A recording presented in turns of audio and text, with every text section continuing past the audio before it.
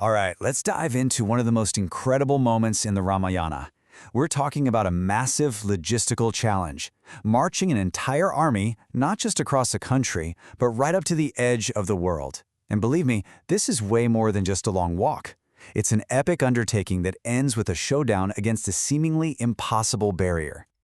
I want you to just try and picture this. It's sunrise, and the horizon is just gone. It's completely filled with warriors. Thousands upon thousands of them. We're not talking about a battalion here. This is literally a city on the move, a force of nature all pointing in one direction, south. And make no mistake, this wasn't just some chaotic mob. Oh no. This was a highly organized military force. You've got Rama and Lakshmana at the very top, providing the overall leadership. Angada's up front, commanding the troops leading the charge. Hanuman? He's their eye in the sky, a living aerial scout. And then you have Jambavan, the veteran, making sure everyone stays in line and coordinated. Every single part had a role to play. And the journey itself? It was just a brutal test of endurance. For days on end, they marched from sun up to sundown. They had to cross these dense forests, deep valleys, and raging rivers.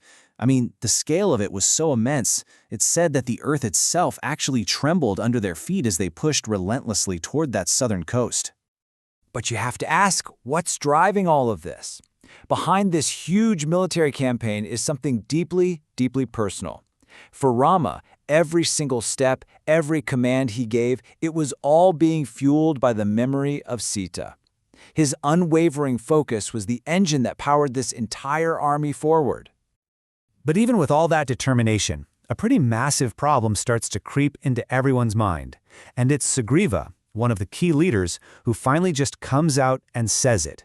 He asks the one question that's been bugging everyone. My friend, once we get to the sea, how do we actually cross it? It's a great point. An army can march, sure, but it can't exactly walk on water. And Rama's answer is a total game changer. It is not what anyone expected to hear. He doesn't pull out some engineering schematic or a military tactic. Nope, his plan is completely spiritual. With this incredible calm, he just says, I will request the ocean god for a path. Think about that. The problem is physical, but his proposed solution is entirely divine. So, after days and days of this relentless marching, they finally make it. They arrive. The first part of their massive mission is complete. They have successfully conquered the land. But then they look up, and what they see is humbling, to say the least. The same army that made the ground tremble now just seems small, insignificant even, because stretched out before them is the vast, endless sea.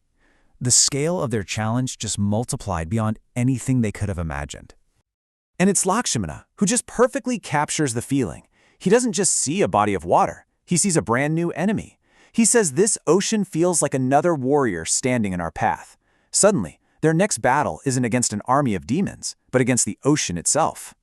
Which brings us right back to that fundamental, seemingly impossible question. How does an army of thousands, cross an entire ocean?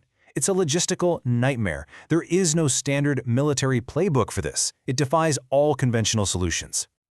So what does Rama do? Well, his strategy isn't to hold a war council, it's to hold a spiritual one. Step 1, he tells the entire army to make camp right there on the shore. Get settled. Step 2, he begins to prepare himself spiritually, sitting in deep meditation. And step 3, he's going to address the divine. He's preparing to speak directly to the Lord of the ocean. It's essentially a diplomatic mission to a god. And that's where we are. Everything hangs in the balance. The fate of Sita, the outcome of this entire war, it all hinges on this one profound question. You have an army waiting, a leader meditating, and everything now depends on the answer to this. Will a god really answer the plea of a mortal? Because whatever that answer is, it's going to change everything.